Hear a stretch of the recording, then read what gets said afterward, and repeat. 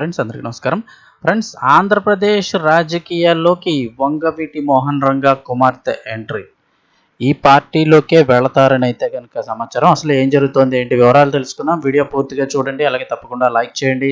మరిన్ని అప్డేట్స్ కోసం ఛానల్ని సబ్స్క్రైబ్ చేసుకోండి. ప్రభుత్వం నుంచి వచ్చే ముఖ్యమైన అప్డేట్స్ అన్ని కూడా ప్రతిరోజు మన ఛానల్ ద్వారా మీకు తెలియజేయడం జరుగుతుంది. వివరాల్లోకి వెళ్ళిపోదాం. వంగవీటి రంగా కుమార్తె ఆ పార్టీలోకి ఎంట్రీ ఫిక్స్ అయిందని చెప్తున్నారు. ఆంధ్రప్రదేశ్ రాజకీయాల్లో కీలక పరిణామాలు చోటు చేసుకుంటున్నాయి. పార్టీలో చేరికల కాలం మళ్లీ మొదలైంది.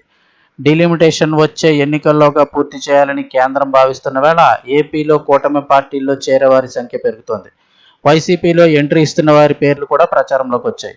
ఈ సమయంలో వంగవీటి రంగా మోహన్ రంగా కుమార్తె ఆశాలత రాజకీయంగా ఎంట్రీ ఇవ్వటం పైన కూడా చర్చ జరుగుతోంది. చేరే పార్టీ దాదాపు ఖరారైందని తెలుస్తోంది. విజయవాడ కేంద్రంగా రాజకీయ సమీకరణాలు వేగంగా మారుతున్నాయి.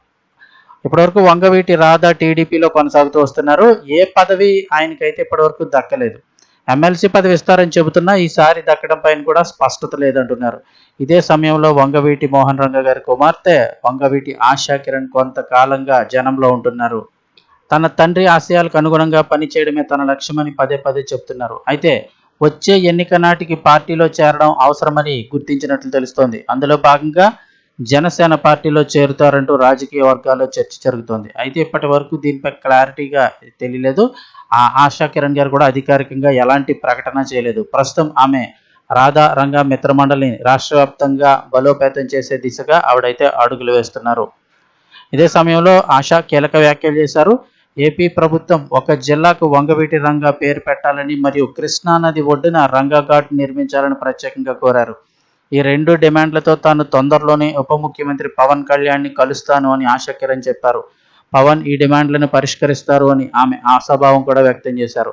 ఇక చూస్తే గత ఏడాది డిసెంబర్ 26న రంగానాడుని విశాఖలో నిర్వహించిన ఆశా కిరణ్ రాజకీయంగా ఏ పార్టీ వైపు అడుగులు వేస్తారు అనేది చర్చనీయాంశంగా ఉంది. ఉప ముఖ్యమంత్రి పవన్ కళ్యాణ్తో ఆశా కిరణ్ భేటీ అవుతారన్న వార్తలతో ఆమె చూపు జనసేన వైపు ఉందన్న కొత్త చర్చ కూడా తెర మీదకు వస్తోంది. 2029 ఎన్నికల్లోగా డీలిమిటేషన్ ప్రక్రియ పూర్తి చేయాలని కేంద్రం పక్కాగా అడుగులు వేస్తోంది.